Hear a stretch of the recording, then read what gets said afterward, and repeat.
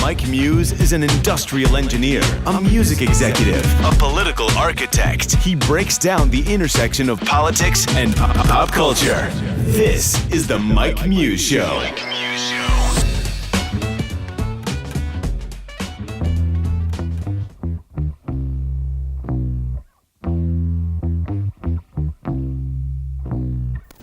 I would like to be the all-time receiver. This place is going to come apart when number 80 gets introduced. And wide receiver, number 80, Jerry Rice.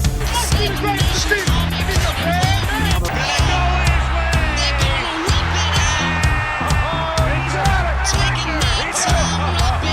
Good call, Dan. I wouldn't have thought they would do it. Mike Muse With the coverage, but Jerry Rice is just unstoppable. There it is, your new leader. Back and forth through my mind behind a cigarette. And a message coming from my eyes says, leave it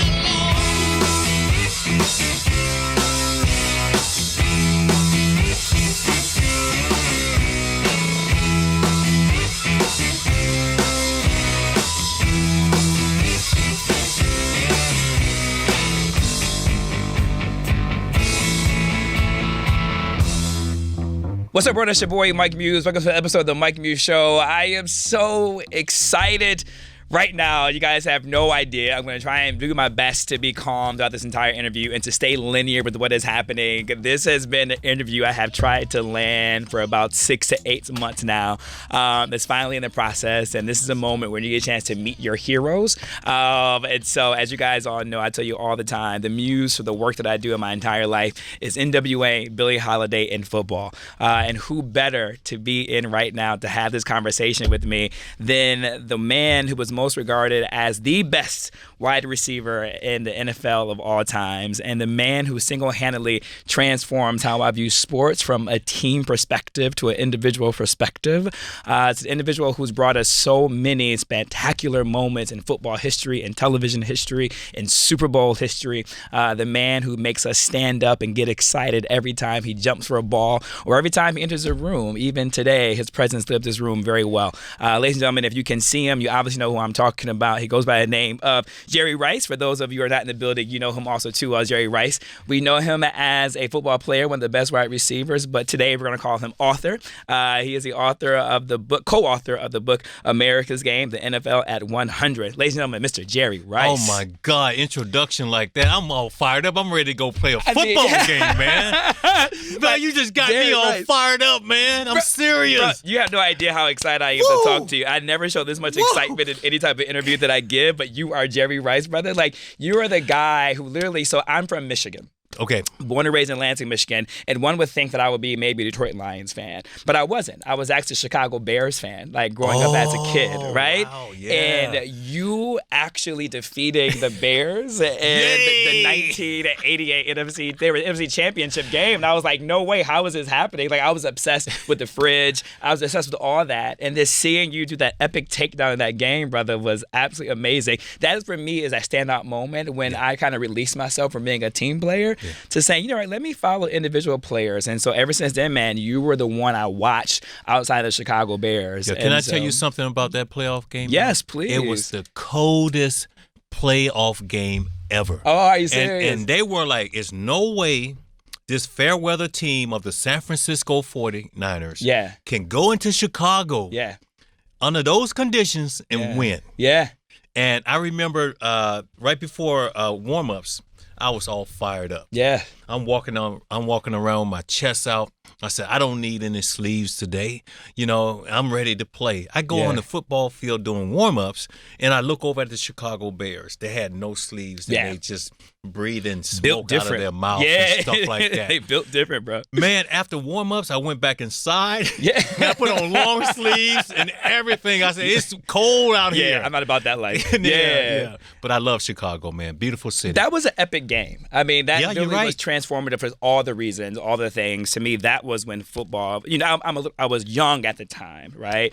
But for me, just seeing that battle, knowing how much I had loved the Chicago Bears, that's when football became this way of life for me, right? This is when football became this lifestyle. And this is when every Sunday I look forward with my family, sitting down, having Sunday dinner, watching football in the 60 minutes ticking time clock that was always on, right? So it was this monumental moment for me. But let's back up a little bit, if you don't mind, because you started to tell a story and I cut you off because you were going somewhere about curiosity and passion. And so talk to us about the first time you realized that this is the game that you wanted to play. I didn't realize that. To be honest with you, I remember my parents, they would ask me, they was like, what do you want for Christmas? Everyone would say certain things and stuff like that. And I said, hey, look, just get me a football. Yeah. And I would go outside and I would kick that ball around. I would have my brothers to throw me the football. I had no idea that I was going to play professional football. Yeah. So I also fell into it because it was like my sophomore year in high school. I was this nerd. I was this skinny guy. Yeah. I had big feet, big hands. From Mississippi. And from Mississippi. Uh-huh. And, it's just like I was this nerdy guy, and I decided to play hooky one day. Yeah. And I decided not to go to class, and the principal walked up behind me. He scared me, noticed I could run really fast. Yeah. So in Mississippi, we got disciplined a certain way. And after I got disciplined, he wanted me to go out for the football team. I said, okay, I'll go out. Yeah. I'll give it a try.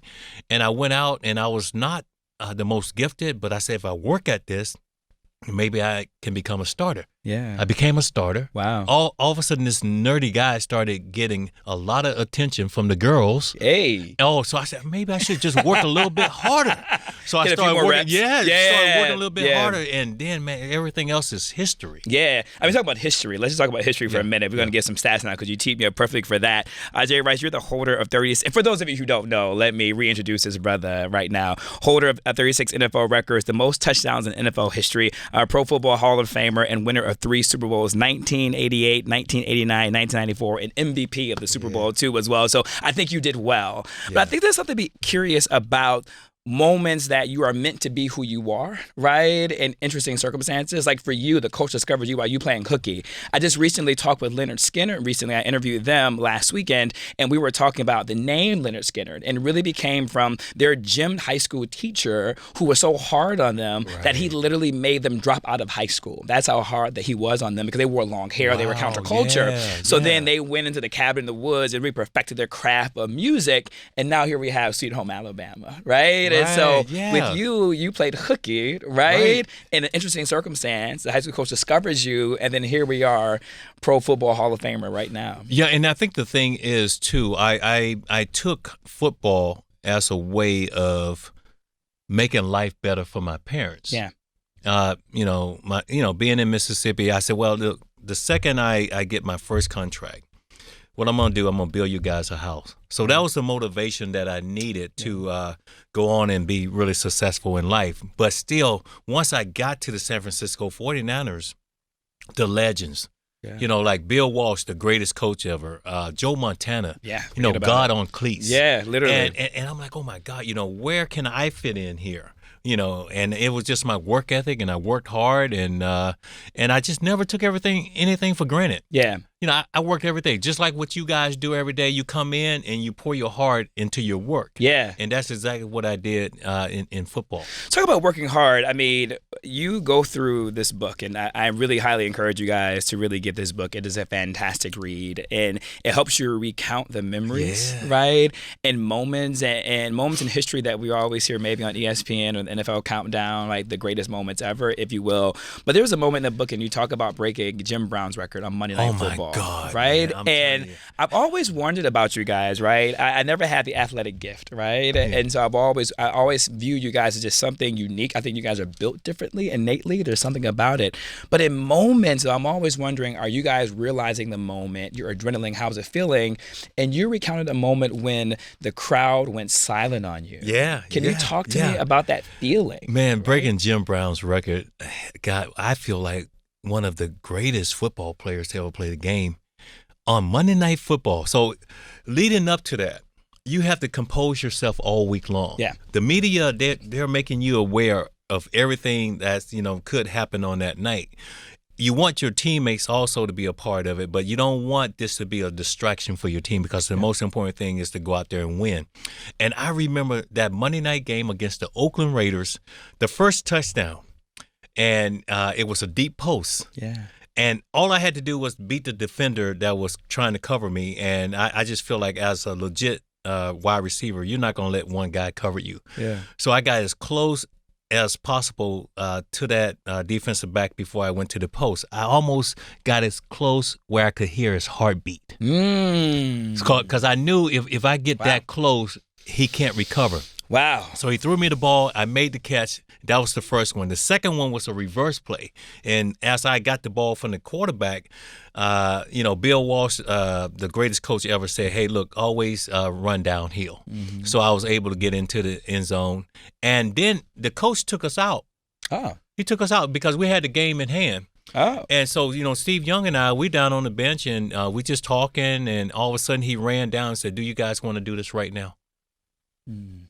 Wow. Do we want to do it right now? Yeah. So, okay, yeah, let's do it right now. And so we run back on the field. Everybody's staring. Everybody in the stands know what is about to happen. The Oakland Raiders, and I remember Tim Brown being halfway on the field saying, Jerry, you better not do this to us on Monday Night Football. And then he threw the ball up. Everything slowed down. Wow. The crowd completely. I didn't hear anything. The rotation of the ball, I could see the ball turn. Wow. In the air, and I go up and fight for the ball, and I came down, and that's how I broke the greatest player record ever, Jim Brown. I think that story is going to go down in infamy as one of the greatest moments in football history, right? Like a legend overcoming another legend's record, but the way you tell that story, it kind of just lets us know, and obviously I don't have to get too deep with this in the moment, but there's moments where people recognize they're meant to be doing what they're meant to be doing, right? That is such a spiritual moment, right? When you have a roaring crowd cheering on their feet, booing or yelling, right? And then for that entire stadium to go quiet, and you can almost hear the spiral, you know what I mean, kind of shifting and cutting through the air for that catch. And that's really what I never take anything for granted, because when you can touch so many lives by catching a football, I mean, an autograph, a picture, you're going through the airport and people look at you and they're looking at you like in awe. And, it's like if you can make someone's day by just doing things like that, man, that's really something special. Why do you think football has been able to capture America's attention the way that it does? Like, what is it that draws on this human instinct or the human condition that really makes us excited for football? I mean, there's even the moment of Super Bowl. Like, even if individuals never watch football, people who are not interested in sports, is that one day everyone communes and comes together and still watches. And there is some spirit in your blood does get going, even if you don't care. Why is it that football has that calling? I think it's for us, we're showmen. Yeah. And that's it. And we take pride in what we do. It's like one of my favorite movies, guys like The Greatest Showman. Yeah. With Hugh Jackman. Oh, yeah, with Hugh Jackman. Yeah. That's a great movie, by the way. I love that movie and stuff like that. And it's like when we're on the football field, we want to be at our best. Yeah. We want the fans to walk away from that stadium saying, wow, we witnessed something special. Yeah. On that given day. And I never took it for granted. Every game was important to me, even during preseason. Yeah. That was important to me because that was getting me ready for the season. I always, wanted to be at my best, and I never wanted to let my fans down. Well, let's talk about that, because there's a thread that I found in the book that I want to pull out a little bit. But first, I love the tagline, and I just want to keep promoting the book and make sure you guys go out and see it. It's a really beautiful cover. The tagline that stood out to me, and it said, over the past 100 years, pro football has transformed from a game played in leather helmets on the cow pastures to one of the most high-tech popular sports on the planet. And there's something about the advent of innovation. Innovation from the old era to the new era and all that. There was something about transformational moments that you talk about in the book that kind of goes from not being televised to being televised, and kind of going into prime time and going into Monday Night Football. But then it became like this constant threat with you to kind of bring that into a juxtaposition of it, aspect of everyone always talks about how you showed up every single time, right? Whether it's practice, preseason, what you just mentioned, whether it's the big games, but there was something about big games and big moments for you where you always rose to the occasion. And so I talk about this metaphorically about the pressures of rising to the occasions. And I think that's what separates individuals from going from good to great. That small delta of where you're able to go from good to great is rising to the occasion, hitting a grand slam every time you show up. For me, I don't have any rings that big, but for me, it's every time I step on this microphone to give it the best and to hit it out the park every single time. Jerry Rice, in my first year, I said, I want to be an award-winning radio show. And within the first year, I became an award-winning radio show. So grand slam every time. How do you muster up that strength? Because you showed out on the big games. Yes. This Monday Night Football, Super Bowl, clearly MVP. Look at the size of that ring. Like, how? It was the fear of failure. Yeah. That was the motivating factor for me. Yeah. I never wanted to let my family down in Mississippi, the school that I came from, Mississippi Valley State University, the San Francisco 49ers, my teammates. Yeah. So it was always that fear that motivated me. And the bigger the stage, the bigger my performance. And I was always able to, excel at my best. Yeah. So let's talk about the way innovation is now, right? And the way technology is, because football for me is a very technological sport. It's a very innovative sport, right? I had a conversation, I was invited to speak last weekend with Google about like technology, future of work. And I was discussing with a young man, and we were talking about the way that technology has captured like biometrics and data. You know what I mean? Like to understand a player's heartbeat, their adrenaline, their pacing of things, right? So it's almost, even as we talk in policy about future of work and where that is for the average worker in America, it's almost to future work with football players, right? In terms of like recruiting or scouting. For someone who played in the era where biometrics wasn't used, right? Where there wasn't wiring associated to like a heartbeat, right? Like, how do you feel? Does that concern you? Are you excited for it? Like, do you feel like it helps a player's like performance, understand their data and how they move, so they go left or right quicker at a certain yard line? Like, what do you think about that? Or does it lose the instinct of what it takes to be a good I player? think innovation is always good, technology and all that stuff. But I was just old school. Yeah. I was old school, man. I knew my body. I knew what I had to do during the off season to get myself in shape and ready to go during the season. And, it's like I woke up every morning. I had days where I had injuries and all that stuff, but, I had this pain tolerance about myself that I could fight through that and still excel on the football field. A lot of guys can't do that. Yeah. And a lot of guys are not willing to do that. I felt like I owed it to everyone to be on that football field whenever I got the opportunity. Yeah. But if I was on that football field, I had no excuses. I couldn't say, well, my shoulder was, a little out of whack or something like that. I made no excuses. Whenever I stepped on, I was always going to give 100%. And 100% you always gave, yeah, right? That was it, man. And that's just like in life. It's like, I tell people, to motivate people, I tell, hey, be the greatest of all time. Yeah. Every day. Yeah.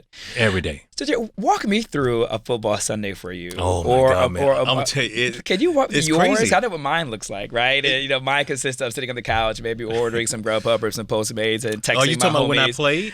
No, just now. Okay. Now, what when you're not on the air, when you're not commentating, right? When you're not giving your perspective, right? Do you sit around and watch it? Like, or maybe on Monday night or Thursday night, do you watch it with your homies, your friends, your family? Are you ordering pizza like us? Yes, of course. Are you having like some chicken wings? Like, talk to us about that. Yeah, like Monday Night Football, Sunday Night Football. I sit around with family and we just watch the game that I love playing. And there's an appreciation for the guys that's playing today, but it's a different era. Yeah. Back in my day, it's like when those two helmets collided on Monday Night Football. If I felt like it was time for those gladiators to come out. Yes. And it was going to be, it was going to be a physical contest, man. Yes, it is. And, football is a little bit different now because they protect players more and they have so many rules. But, yeah, it's all about just, being together as a family. Yeah. And, supporting your team. I love and that. my team right now, they're 8-0. The San Francisco 49ers. Yeah. The only undefeated team. So once a 49ers, always a 49ers. Yes, sir. sure? Now listen, I made a switch, Jerry Rice. No, what? I did. So I was a Bears as I started out the conversation. Now I'm Baltimore Ravens. Ooh, Lamar Jackson is going off right now, Jerry. He's going off. He is going off right now. So that is my guy. Man, I'm telling he you. snatched me from all the other teams, man. I was going with Mahomes for a minute. Yeah. Unfortunately, Mahomes is injured. But when Lamar came out and started balling against the GOAT, Tom Brady, go blue. I'm a Michigan man, he's a real deal, right? man. I mean, Lamar's a real deal. Bruh, I was like, Yeah. I never thought I would ever root for Baltimore Ravens in my entire whole life, right? But now Lamar Jackson has completely taken that from me altogether, man. And so to they're watch going all the way. Yeah, and to watch this guy in his second year, and you see the composure and you see the leadership. Yeah. And John Harbaugh, right before the game, he walked down, he smiled at him. Yeah. He smiled at him, and Lamar looked back at him and smiled and said, "Hey, we got this." He's a future, brother. Yeah, he is the I'm gonna let future, you go. man. I gotta Okay. ask more questions. I want to make sure you're able to come back. I don't want Julie to be too mad at me. Okay. But in the final, okay, obviously the 49ers going all the way. You're going to say that. But if the 49ers doesn't go all the way, who do you think is going to go all the way to the end? Are you rocking with me,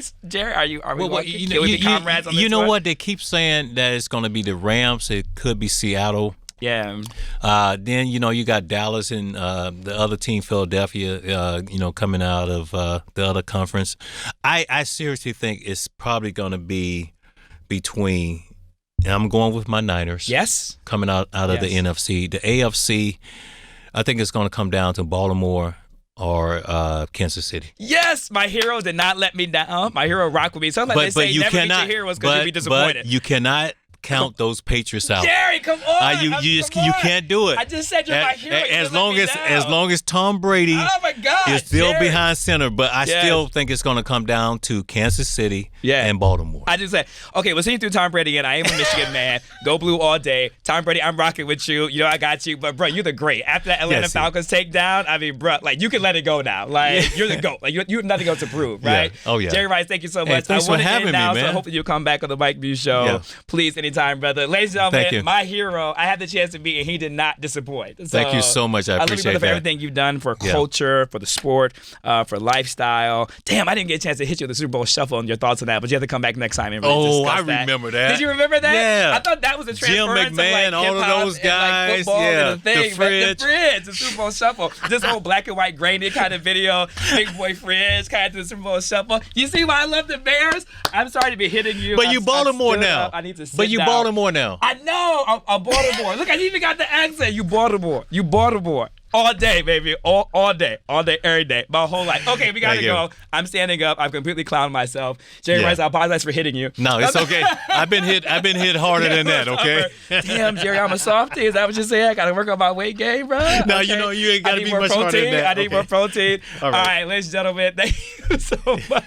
That's been our show. I don't know where we went just now, but don't forget to grab the book. I'm sure you can get it everywhere. America's Game, the NFL 100. Jerry Rice, with co-author Randy O. Williams. We'll be right back, folks. Peace.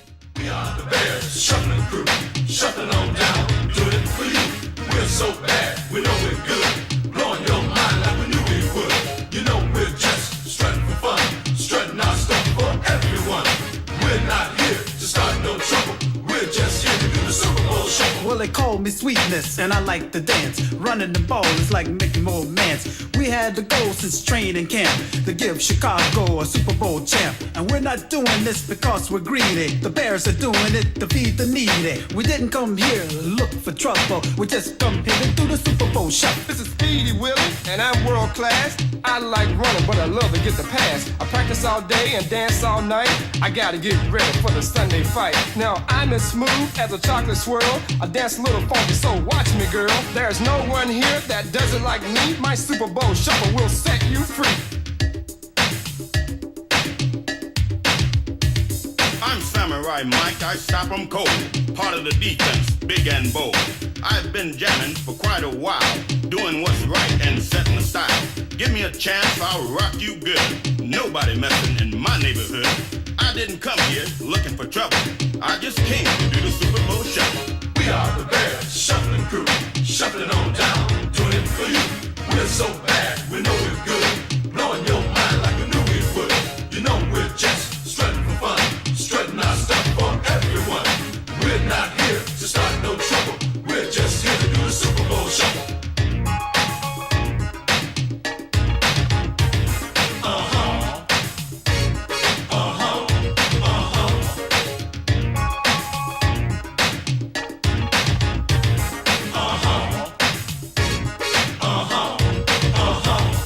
the punky QB known as McMahon. When I hit the turf, I've got no plan. I just throw my body all over the field. I can't dance, but I can throw the pill. I motivate the cats I like to tease. I play so cool, I aim to please. That's why you all got here on the double to catch me doing the Super Bowl shuffle. I'm mama's boy Otis, one of a kind. The ladies all love me for my body and my mind. I'm slick on the floor as I can be, but ain't no sucker gonna get past me. Some guys are jealous of my style and class. That's why some end up on that. I didn't come here looking for trouble. I'm just getting down to the Super Bowl shuffle.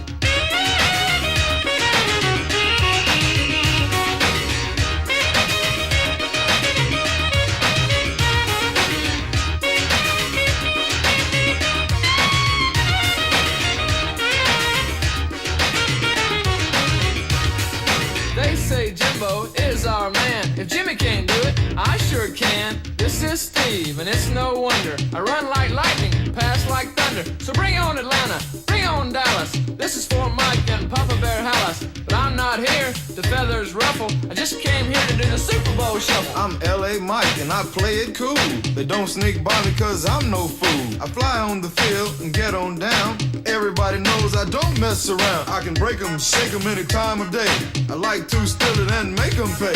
So please don't try to beat my hustle, cause I'm just here to do the Super Bowl shuffle. We are the Bears shuffling crew, shuffling on down, doing it for you. We're so bad, we know we're good, blowing your mind like we knew we would. You know we're just strutting for fun, strutting our stuff for everyone.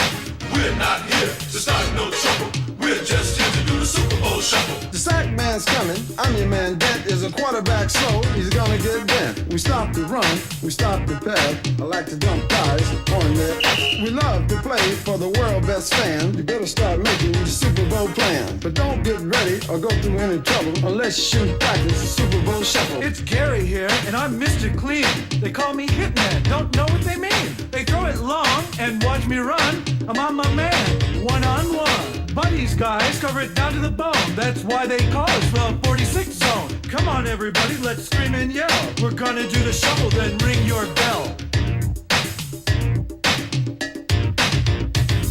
You're looking at the Frizz, I'm the rookie. I may be large, but I'm no dumb cookie. You see me hit, you see me run. When I kick and pass, we'll have more fun. I can dance, you will see. The others, they all learn from me. I didn't come here looking for trouble. I just came to do the Super Bowl shuffle.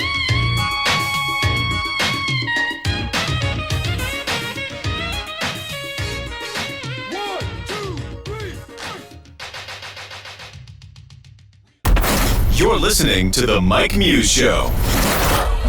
Yo, what's up, world? Thank you so much for joining me. I mean, seriously, that conversation with Jerry Rice was absolutely fantastic, man. I cannot believe I had the chance to sit down and interview Jerry Rice. He is so freaking cool, man. I can't wait to have him back on the show as my guest on the Mike Muse Show. But listen, I thought I would do something interesting because, you know, we can't just gloss over football in the last 100 years without showing all the different sides of football and what we've encountered. I think it will be a disservice if we didn't discuss it from all angles. And yes, we celebrate all the great moments. We talked about the highlights. We talked about what was in Jerry Rice's mind, all the things that were happening. But football, as of lately, has had a bump in the road, if you will. There are some individuals who are still protesting. There's some individuals who are not protesting by not watching football. Some individuals are actually watching football. It's become a very heated, contested space that we are still in. And so I thought I would be fair to the conversation, fair to make sure I highlight all sides of the 100 years of the NFL. I think if you're going to tell the story of the NFL of the 100 years, that this is a story that has to be included and has to be shared. I'll be curious to see what your thoughts are. I'll be curious to see if you're still watching football, if you are still protesting, what your thoughts on activism is within it, your thoughts on Colin Kaepernick, your thoughts on the Jay-Z scenario and what's going on with him and his partnership with the NFL. Clearly, I'm watching football. As you can hear, my team is the Baltimore Ravens, and I'm rocking with Lamar Jackson. We can talk about that too offline. You can tweet me and let me know your thoughts on that. how you feel about individuals still watching it. And I thought I would bring back a conversation I had a year ago with star football player Anquan Boldin.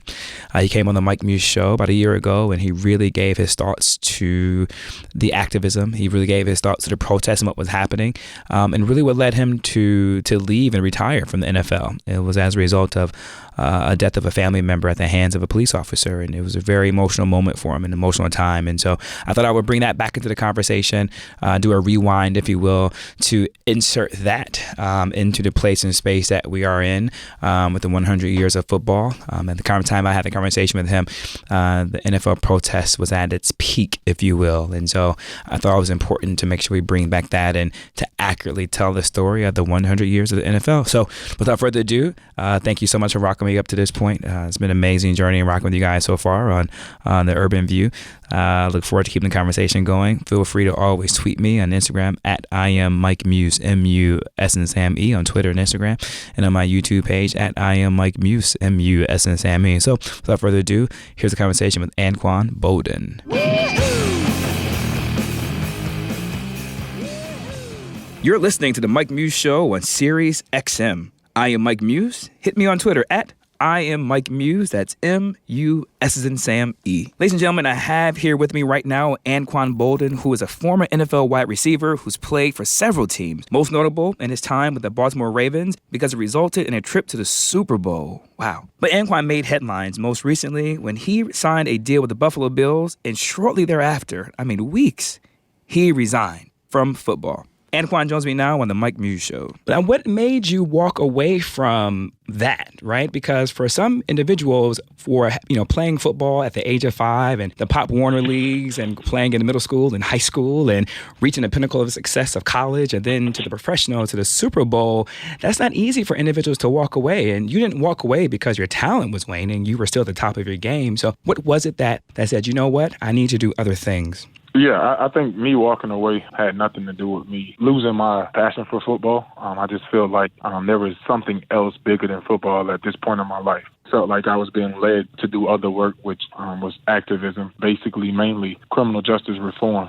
There's a couple events that has taken place over my lifetime that has moved me in that direction. And are you referencing your cousin, Corey Jones? Yeah, I lost my cousin 2 years ago at the hands of a police officer, undercover officer. So for me, that led to me walking away from football and starting my activism work. Yeah, because for you at that point, it becomes bigger. And a lot of individuals don't really recognize that sometimes when, not just athletes and celebrities, but when individuals who are, everyday citizens, we experience different things in our lives that encourages us or inspires us to get involved and to do more and to get up off the couch and to do something. And as a result of that happened, Anquan, you used the power of your celebrity notoriety to really keep that case going. And unfortunately, I want to just definitely send my condolences to you and your family for what happened. But in the way that it happened, right? But in some instance, because of who you are, you were able to shed light on that case. And now where are we now as a result of all the work that you and your family has done to bring justice to Corey? We're still in the process of trying to get justice in that case. I think we're supposed to go to trial this coming fall. So we'll see how that goes. But I think it's important for everybody that has a voice to use their voice. I know there are a lot of people that are not in the position that I'm in.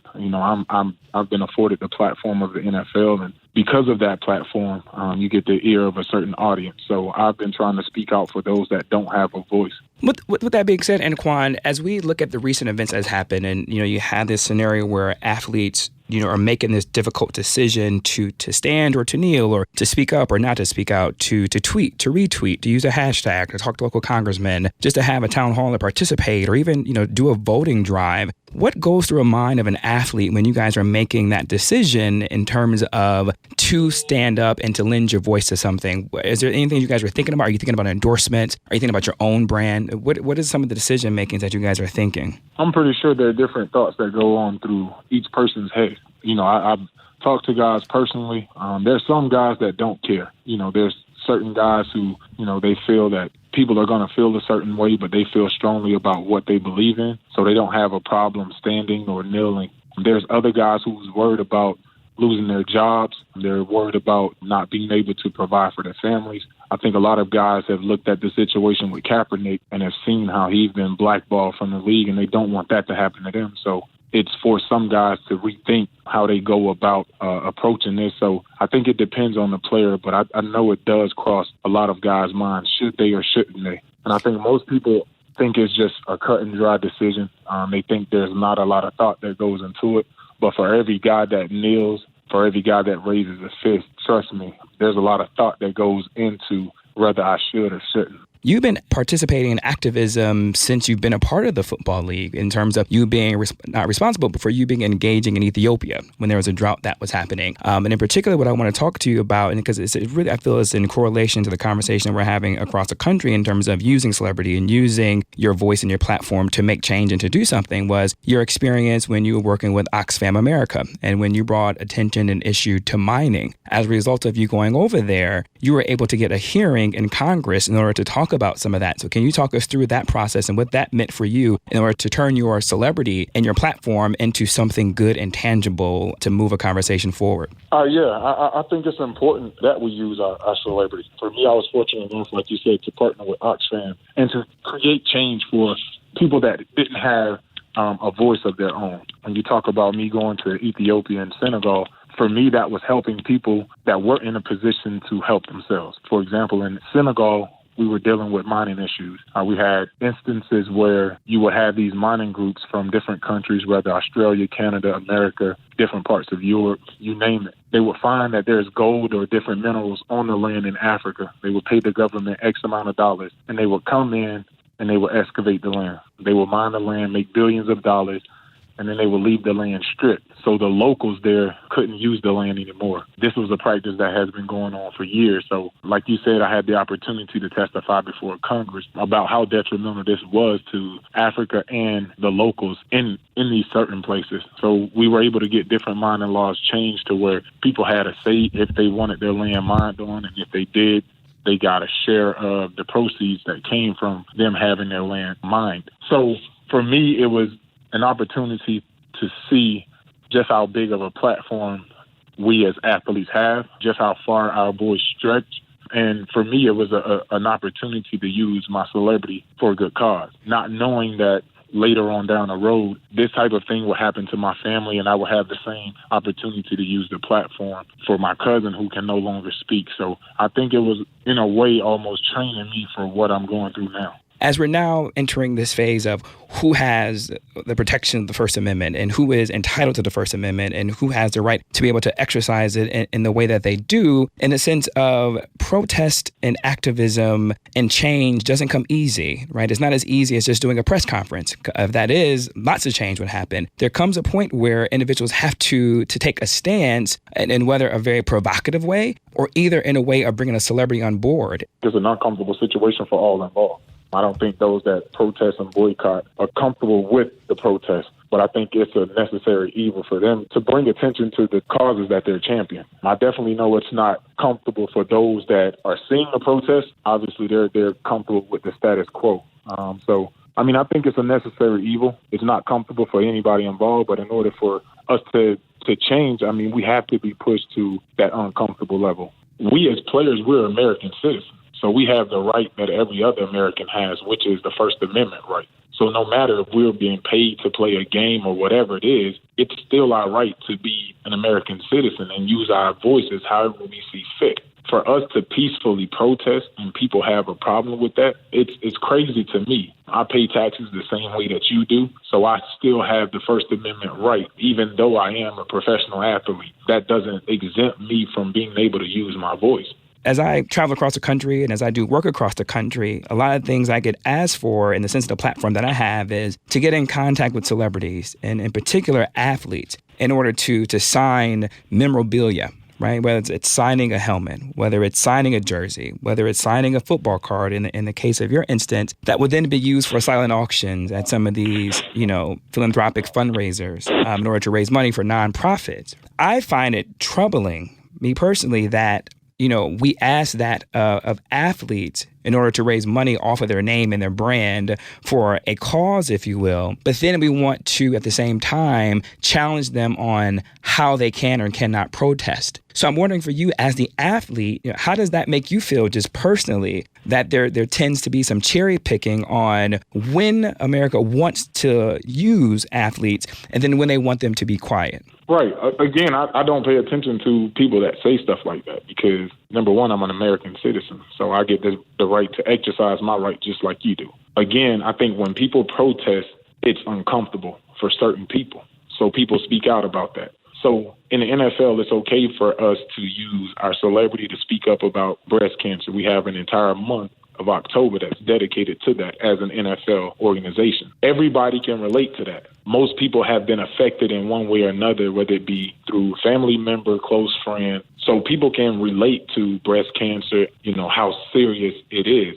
So they don't have a quarrel with athletes or professional players or entertainers bringing awareness to a cause like that. And it's something that everybody can get behind. People don't have a problem with professional athletes being advertisers for selling cars or selling sneakers or things like that, because that's something everybody can relate to.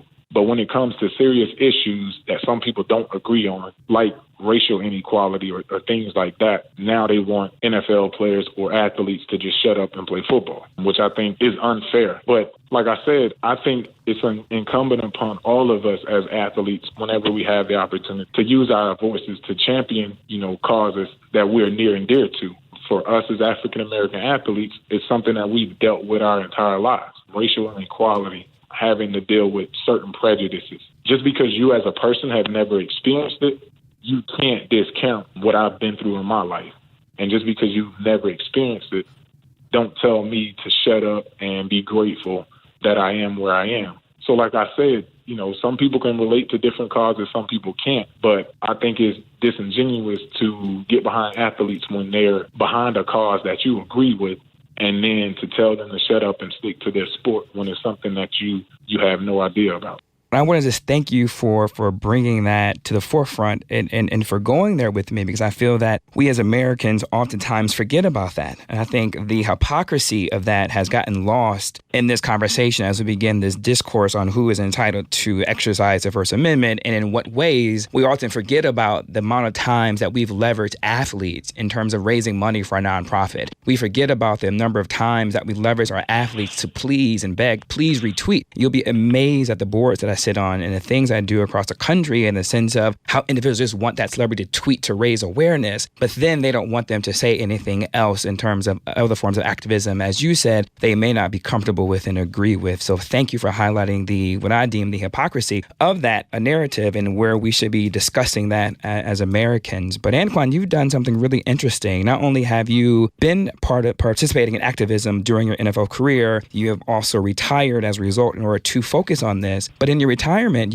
before you actually retired, you helped create, along with some of your other NFL players. My reasoning for stepping away was because I felt like the NFL wasn't doing enough when it came to this issue. We all know that 70% of the NFL is made up of African-American athletes. And here we have these guys crying out in the form of protest saying, I need help. We need help, and would you help us? And I felt like at the time, the NFL wasn't doing enough to help those that they call brothers. So the coalition, we're a group of guys who are trying to not only bring light to this situation, but we're also trying to bring about change. We've been to Capitol Hill a couple of times.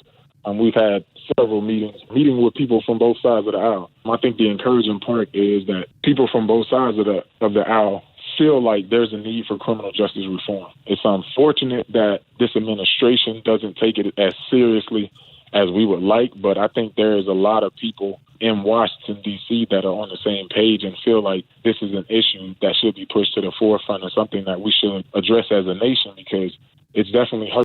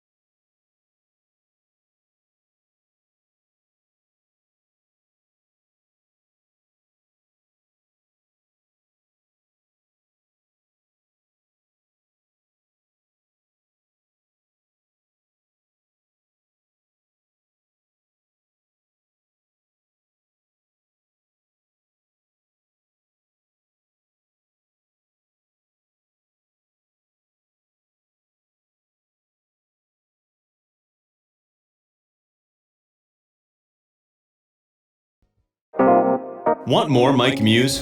Head over to IamMikeMuse.com for exclusive online content.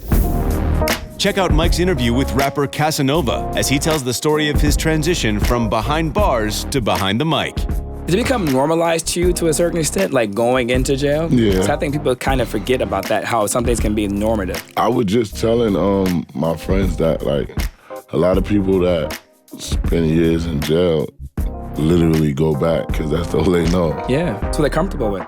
What they call it, 3 cots in a yacht. Yeah. That's what they call it. Watch video of country singer Yola explaining how she found her country voice while growing up in the UK.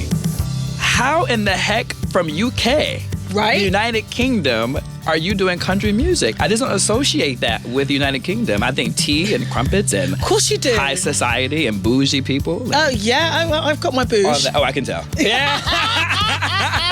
Oh, I can tell. Bouge recognizes bouge, right? Yeah, I like that. Yeah. So yeah, there's a whole. I've got a clan of black bouge in UK.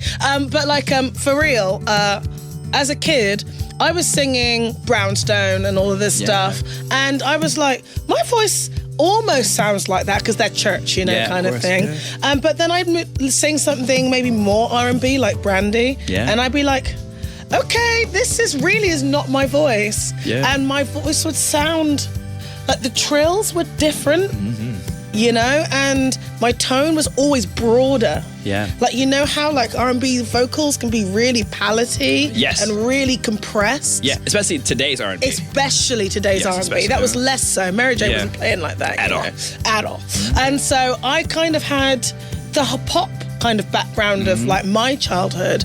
And then my mum was obsessed with Dolly and Elton John. And like, so I had a kind of singer-songwriter meets country upbringing musically. And I noticed when I was singing Dolly songs that the trills felt easy. So easy. It was more natural that it was easy. My muscle memory seemed to move in that direction. So I moved towards that. I just followed the path my voice took me on. And relive past interviews like Mike's discussion with Kirk Franklin on his music ministry. When did you recognize that you had that ministry? I don't think I ever did, and I still don't know if I do now. I think that whatever the Lord has been kind enough to allow me to do has been just out of my desperate need to try to find a voice. Yeah. But not because I ever thought or have ever come to the conclusion of thinking that I'm dope. Yeah. Like, it's never been this thing, because the way that I was raised, dreaming was a luxury I couldn't afford. Like, I didn't really have dreams. I didn't really think I was gonna do anything. So when I hear incredible stories like yours, and I really do mean this, that it is very humbling, because I know where I was while y'all were listening to those songs, like I was not sitting on the beach drinking Mai Tais, like, thinking I'm gonna be on, Sirius, up and down at the beach. God, let me drop another one for Mike. You know what I'm saying? That wasn't happening. It was just me trying to figure out what I'm doing. Yeah. But I think the beauty of you, though, Kirk, was that, there was a moment where church was very traditional, right? Yeah. And it still is traditional to this day, but you're saying more progressive church, more spiritual-based church, more spiritual leanings that are more progressive and liberal at the time. But when the time of gospel songs were very traditional, right? Very hymnal. And then when you came, you kind of broke the mold of that, and you really began to infuse what I would call the pop culture aspect of it. Was that with intentionality that you did that? Was that to serve a purpose and a point? No, I'm broke. I'm sleeping in my car. I'm not having, I'm going to do something major someday. Yeah. And I don't think, you are a pro at this. You've interviewed people that have been able to, change the trajectory of certain cultural moments. Have you ever met anybody that had that plan? Like, do people that leave a mark, I guess, on whatever people say they do they ever think that they're going to leave a mark? No, they don't. But there's something about their constitution that is built inside of them that allows them to create whatever it is that they're creating. Yeah. Right? Yeah. And so for you to create this mold of like remixes, right? And like up-tempo songs, right? Songs that you kind of hear blasting in the radio, right? On your pop urban stations, as well as maybe like in a bar or club. I think that allowed, at least during my age demographic, right? As we're growing up, because we're still listening to the radio, right? Although we're going to church every weekend, we're still listening to pop music, right? Yeah. But then here comes along you, right? And then it becomes this hybrid, right? That almost makes church music cool, right? Wow. It almost makes church like on trend, right? And I promise you, I did not know. Wow. Go to IamMikeMuse.com and join the conversation. Hit up Mike on Twitter at IamMikeMuse.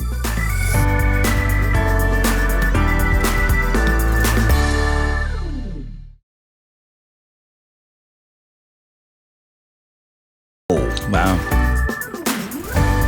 Go to IamMikeMuse.com and join the conversation. Hit up Mike on Twitter at IamMikeMuse.